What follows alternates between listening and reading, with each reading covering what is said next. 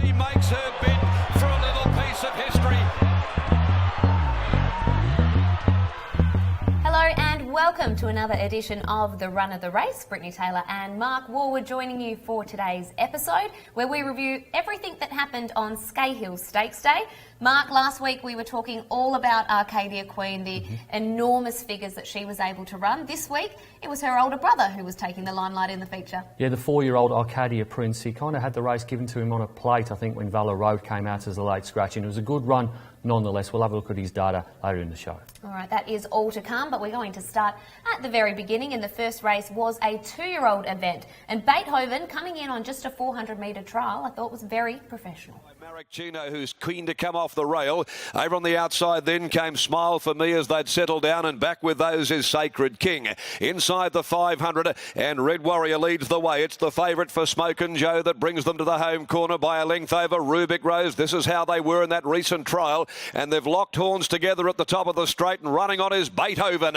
A further 3 lengths behind them then came Smile for Me. At the 200 though, Rubik Rose grabbed the lead. Beethoven though trying to run it down. They beat off Red Warrior. It's Rubik Rose, Beethoven, Rubik Rose having a great stoush. They'll split the line together. There's nothing in it between Beethoven. A fairly even tempo there, just under a length, better than benchmark those leaders were going. Beethoven got a lovely camp just behind them and fought out a tight finish with Rubik Rose. Certainly did. I'm going to forgive Rubik Rose here. First up, making its debut off the 2 trials, and I didn't think the trials were particularly good, but the race day performance was excellent by Rubik Rose. I think certainly can win a race. The Forget horse, well, there was 3 horses here that had race experience before the scratching of specialists, and not left 2. Sacred King was a little bit disappointing, so willing to forget Sacred King now. And following, I think Beethoven, I did like the trial over the 400 metres, moved really, really well, even though he didn't win that trial, and he just out-battled Rubik Rose at the end of that race. All right, that is a look at the 2-year-olds. The next race was for the 3-year-olds, and there was a fair bit of pace here. There was a bit of a speed battle. They've gone 6.6 lengths above benchmark to the 600. Angelic Ruler in her customary pattern back in the field. Well, she just ran home extremely strongly. Dawn Armada at the 600 being followed by Kakadu, and back there is Angelic Ruler, that filly being hard ridden as they come to the home corner. 450 left to travel. Lord Greystoke eventually got his way to the front, and over on the inside leads coming around the corner from Lace Vinsky. No run then Kelly's Callisto, but Black Sabbath is on the march and he's starting to run on, and around his heels then Truly Great, but immediately under pressure. Look at Angelic Ruler though starting to finish from the back of the field. Black Sabbath and Angelic Ruler, who dashed up, went straight past to it. Boy, oh boy, this is some sort of a return. It was off the bridle, but it's absolutely destroying them. Angelic Ruler won. Gee, it was a great win by Angelic Ruler returning there. Pierce has actually mentioned the fact that this horse was going to come back for those features, but had a bit of a setback.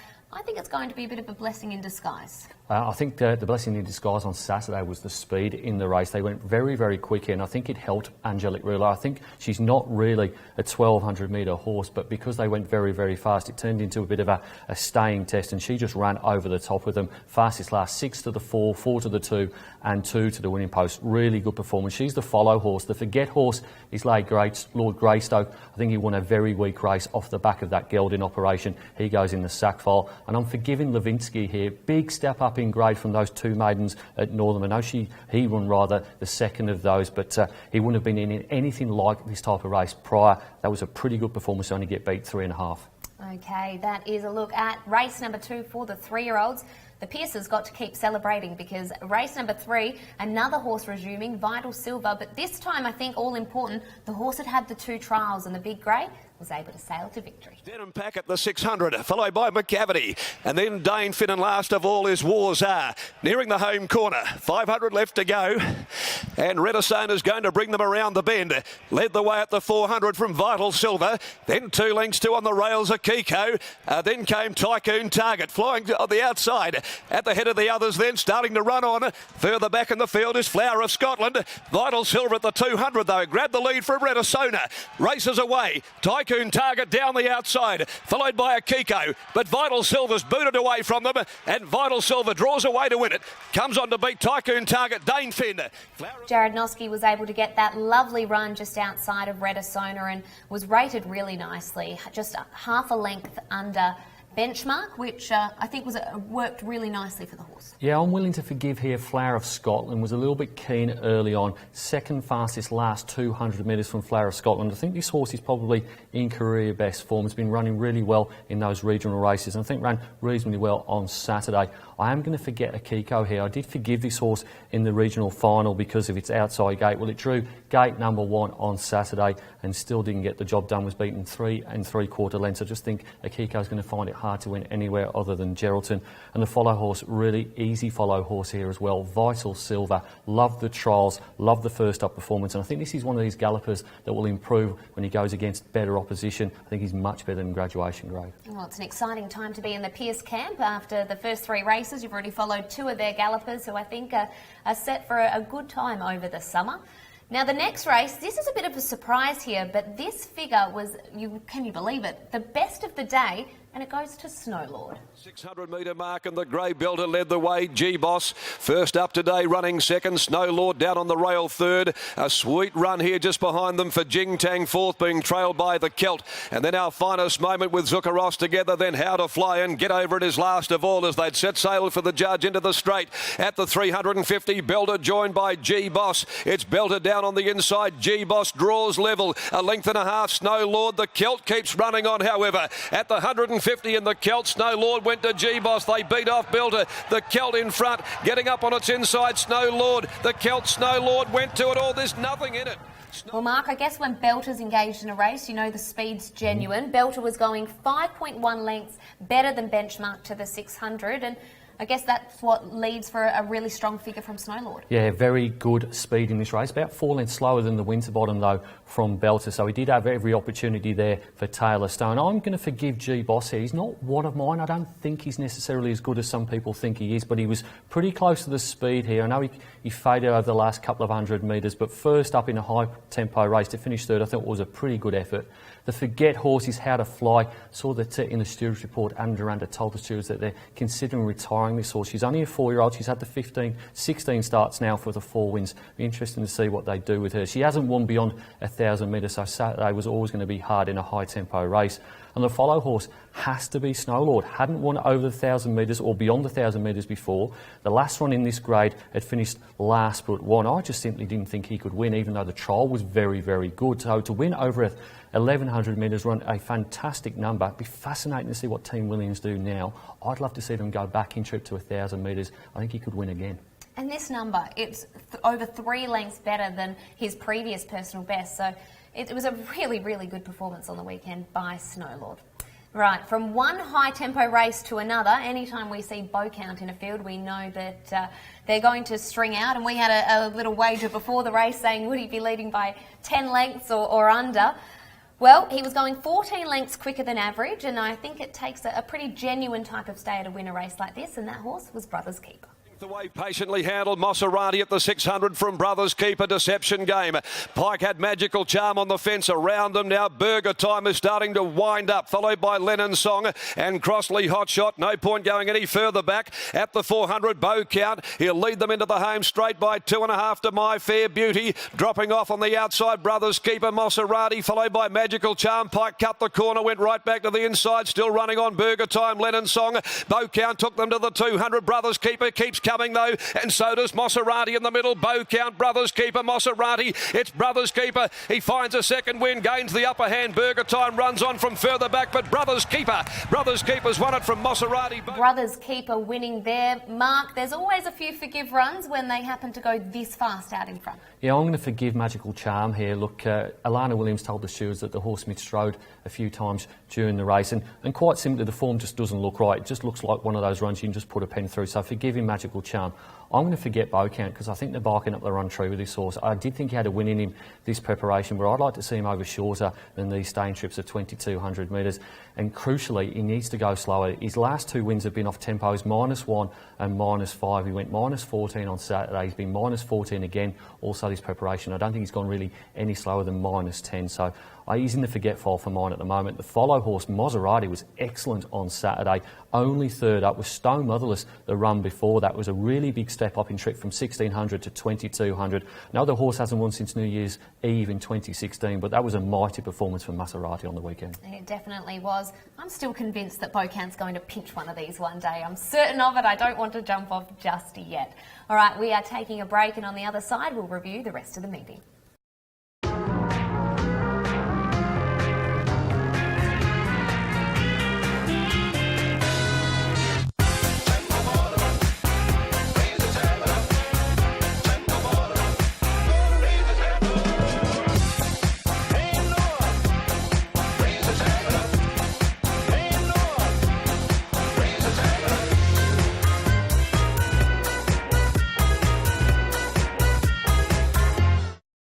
Welcome back to the run of the race. Now we are up to the feature event of the day. It was the Group 3 Scahill Stakes. It was taken out by Arcadia Prince. Tucked back to the field by One Great Shot. Down on the rail, State Solicitor. Running fourth is Red Publisher, trailed by Pinzu, starting to work up into it pretty well on his inside disposition. And then came Arcadia Prince and Prophet Streets down on the rails. He makes his bid now, coming around the corner with the leader, Wrinkley. Wrinkley straightens up, tries to sneak clear. On the outside, Red Publisher. Great Shot still there, though. Over on the inside at the 200, Wrinkley. Great Shot joins him. Red Publisher makes a line of three. Pinzu, disposition, Prophet Street behind those. At the 100, Great Shot reaches the lead from Red Publisher with Arcadia Prince starting to cut them down. He's flying. Arcadia Prince goes home 2-1. Now it's fair to say that despite this being the feature event of the day, that figure that he recorded was nowhere near that of his sisters last week. In fact, this race rated 7th of the 9 races in terms of the winners on the day. Yeah, it wasn't Arcadia Prince's fault. He's a get-back type of horse. You can only go as quick as those in front of you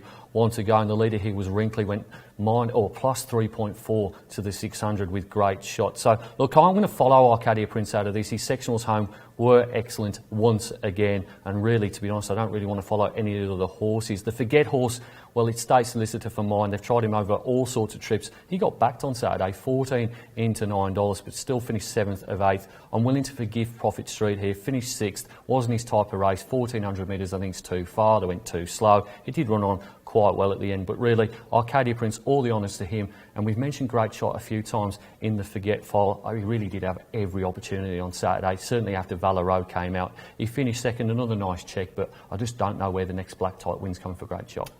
That is a look at the feature event of the day. The next race was taken out by Double Digit, who just seems to always pop up every now and then, and always at good odds. Short, patiently handled behind them, Ravelli by Lane, and then Stock's Final Salute, who's going to follow Ravelli to the home corner. And last of all is Broker, 450 left to go, and they're about to set sail for home at the top of the straight. Mrs. Brown's Boy still more than a length in love with Paris. No run at the moment. Giraffe going easily though, and now Double Digit called upon, followed by One Short, winding up Little Ravelli. Mrs. Brown's Boy though at the 200, the leader. Double Digit joins it, looking for a run. Giraffe, and now Lane goes to work on Ravelli. Mrs. Brown's Boy, Double Digit, Ravelli running about, then Giraffe, but Double Digit gets the better of Mrs. Brown's Boy. One Short coming through late, but it's Double Digit.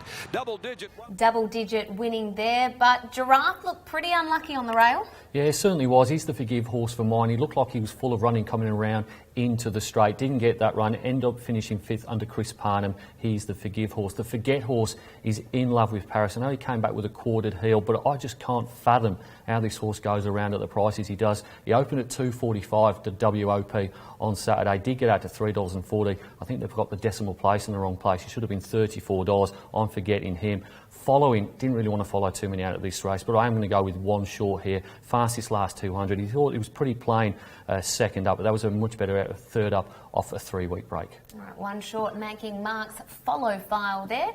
Now the next race was another Cerise and White Galloper. It was Royal Command finally breaking through for a victory.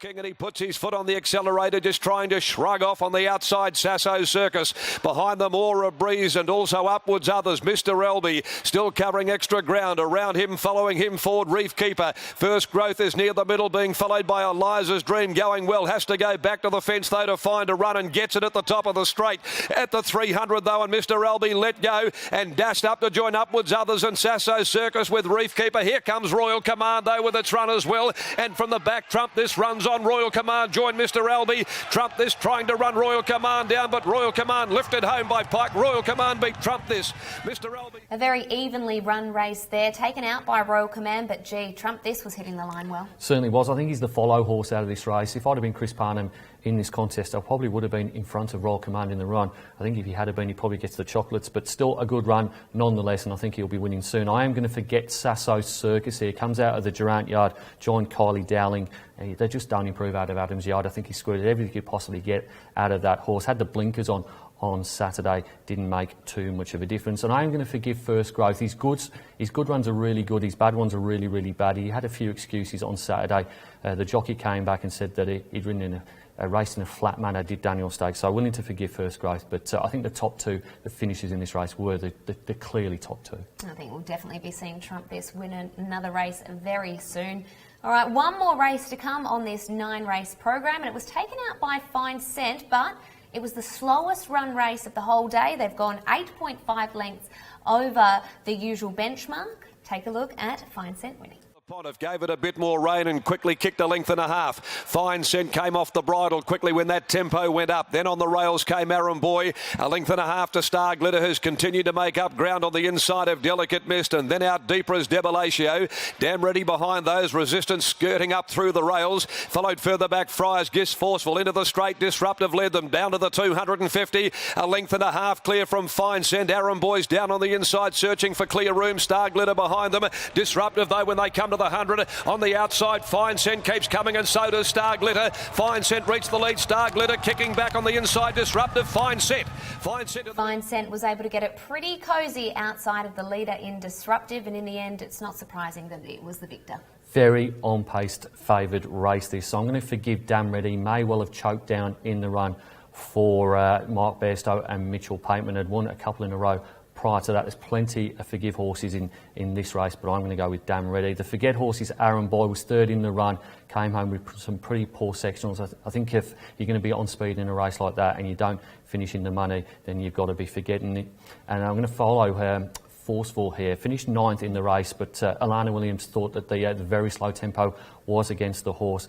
Second fastest last 200 metres, and Pikey did elect to ride this horse in this race. I do think he'll be winning again shortly. It definitely will. You could just see it resented that slow tempo, and he really had to get marching around the corner as a result of it.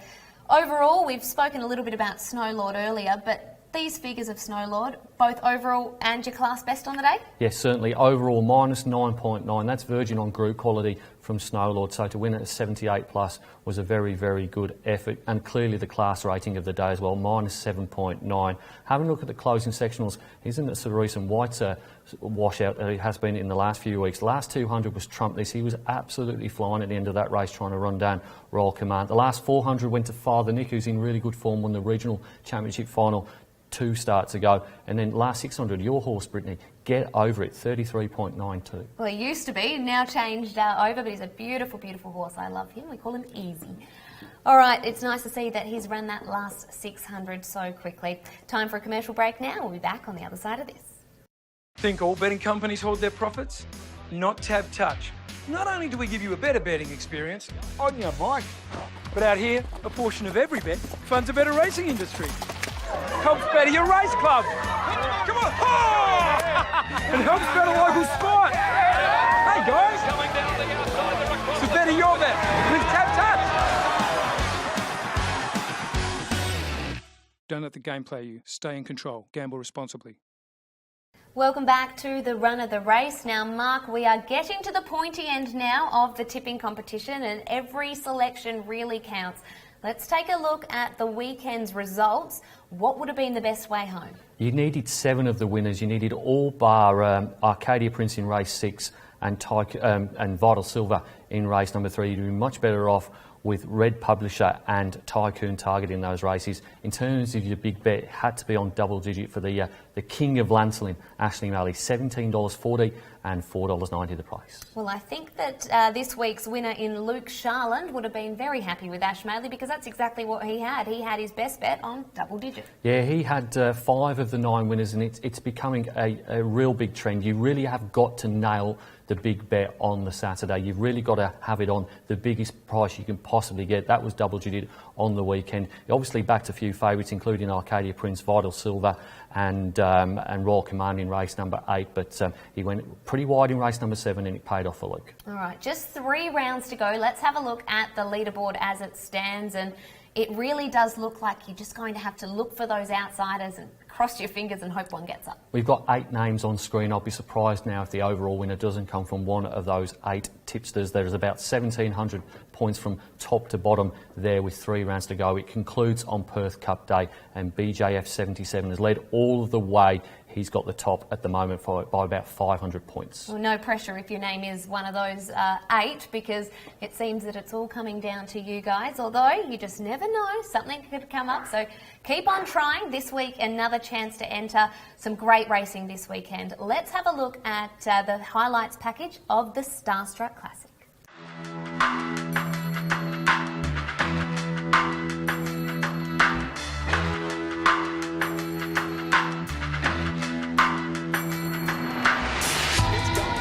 The 250 from Blackwood. Now Ideal Image gets into the clear. Tarquin Shadow's running on though with Vital Importance with 100 left to go.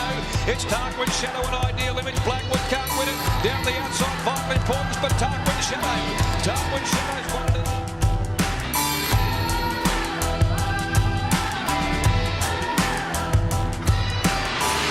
Inside run quickly, then Cracker Vision, Antique Dream had hit the front, Silver Stream threading its way through, Cosmic Storm coming with a mighty run down the outside, Cosmic Storm, Silver Stream, it's Cosmic Storm, Silver Stream, Cosmic Storm too good, Cosmic Storm.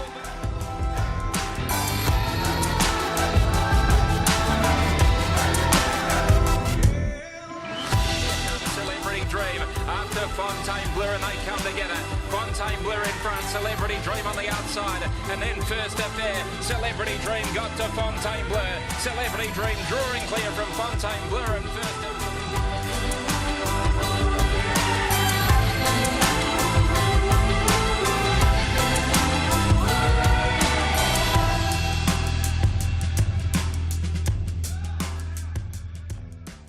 Some wonderful Starstrucks there. Tarquin Shadow, Cosmic Storm and Celebrity Dream. She's looking to go back-to-back this year. Can she do it?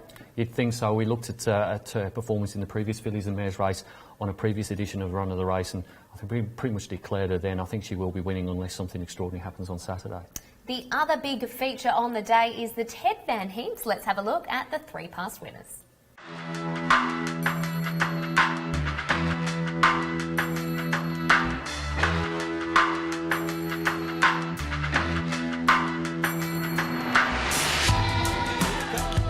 With a run, and Delicacy's winding up as well at the 175. Bass Straight, Delicacy have come together to head off Blackheart Bart, but Delicacy gave them blisters now in the final part. She's opening up when this great mare draws away, and she won in a canter. Delicacy beats Blackheart.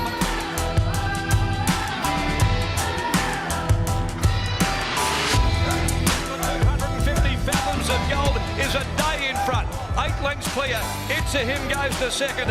Running on now is Zarance down the outside. Tradesman's coming. The post looming. He's stopping Fathoms of Gold. His perfect reflection. She might get up. Yet she will.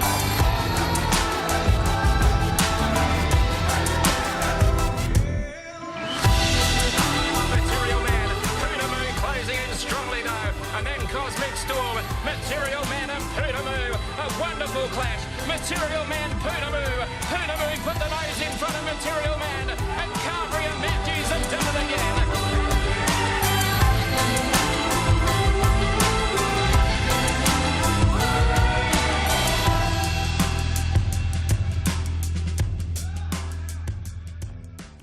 Poonamoo winning the most recent edition of the Ted Van Heemst, but when you look a little further back, it's been a Cereson White horse that has been victorious at those previous 2 editions.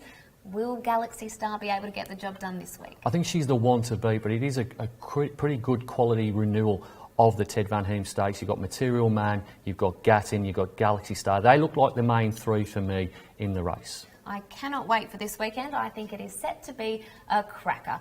Thanks for tuning in to the Run of the Race this week. We hope you've learned something from the data to come out of punting form. We'll see you for next week's episode. She makes her bid.